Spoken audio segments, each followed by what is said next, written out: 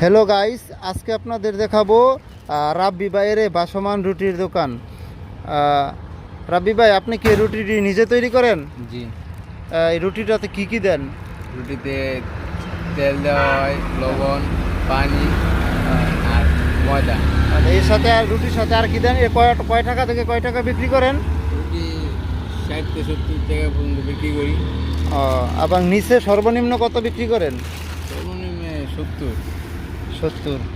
এবং এই হালুয়াটা আপনি নিজে তৈরি করেন না? জি। আচ্ছা, এই হালুয়াটা আপনার কি দেন সাথে?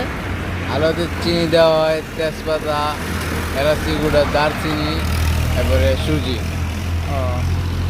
এই ভাসমান রুটির দোকান দেখা যাচ্ছে রাস্তাঘাটে অনেক সময় আপনার কোনো দোকানপাট থাকে না, তখন সে রাস্তাঘাটে অনেকে ক্ষুধা লাগে, তাদের মনে চায়, তখন এই রাব্বি ভাই কিন্তু তাদের চাহিদা মেটান।